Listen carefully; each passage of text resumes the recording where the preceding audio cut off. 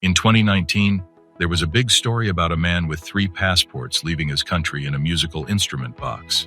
This man was not an ordinary person. He was a wealthy businessman named Carlos Ghosn, the CEO of a Japanese company called Nissan. People were puzzled about how such a high-status person could escape in such a unique way. This is the story of Carlos Ghosn. Carlos Ghosn was well known because of his remarkable career. He was originally from Lebanon, but also had French and Brazilian citizenship. After he finished his studies in France, he started working at a famous French tire company called Michelin. Carlos worked hard and eventually became a top executive at the company. His success caught the attention of Renault, a major French car company. The CEO of Renault asked Carlos to join the company as his deputy. Renault was in a tough spot, almost going bankrupt, but with Carlos's leadership, it turned things around and became profitable again. Carlos had bigger plans. He wanted to form an alliance with another car company to make Renault a strong global competitor. He set his sights on Nissan, a Japanese company that was also facing financial troubles. Nissan was deep in debt, and many of its car models were not making a profit. Carlos proposed that Renault buy a significant stake in Nissan to help rescue it from its crisis. This was a bold move, as the Japanese took great pride in their national identity and industry.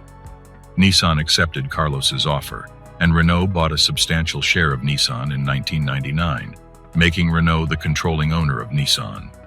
This was unusual because no large Japanese company had ever been led by a foreigner. Carlos Ghosn became the CEO of Nissan, and he quickly got to work. Carlos Ghosn's management style was very tough. He believed in cutting unnecessary expenses and making companies more efficient. He closed down several Nissan factories and laid off thousands of workers, which led to protests and public campaigns against him. Despite this, Carlos was successful in turning Nissan around. Within a year, the company started making profits again, and Carlos became famous for his ability to rescue struggling companies. Carlos's success continued, and he eventually became the CEO of both Renault and Nissan at the same time, a historical first. This made him a highly paid executive, earning much more than other CEOs in Japan, which caused envy and resentment among many. In 2019, things took a dramatic turn. The French government acquired a large stake in Renault, raising concerns in Japan that a full merger between Renault and Nissan might happen, erasing Nissan's identity. Japanese pride and fear of losing their company's identity led to suspicion and mistrust towards Carlos. On November 19, 2019, Carlos Ghosn was arrested in Japan by the police, who charged him with financial corruption, specifically for not declaring all the money he received from Nissan. Carlos maintained that he had not yet received certain funds, but the Japanese authorities accused him of financial fraud. He was put in solitary confinement for 3 months and faced intense interrogation.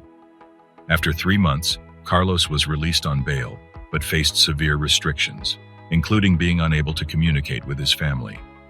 He paid a total of $14 million in bail. Despite the lack of concrete evidence against him, the Japanese authorities continued to press charges. Carlos realized that he might not get a fair trial in Japan and began planning his escape. He and a team of 15 individuals devised a plan to smuggle him out of Japan using a musical instrument box. They chose a small airport in Osaka, where such boxes weren't subjected to rigorous security checks. On December 29, 2019, Carlos donned a disguise, including a mask, and made his way to Osaka, where he met the 2 men who would help him escape. They had a large box ready, and Carlos got inside it. The box, along with another containing actual musical instruments, was loaded onto a private jet. The customs at the airport didn't inspect the boxes thoroughly, assuming they contained musical instruments. Carlos's plane took off for Istanbul, where he transferred to another plane that took him to Beirut, Lebanon. In Lebanon, he was recognized by customs officers, who welcomed him warmly.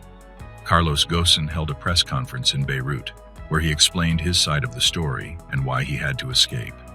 Japanese authorities issued an Interpol arrest warrant for him, but Lebanon does not extradite its citizens.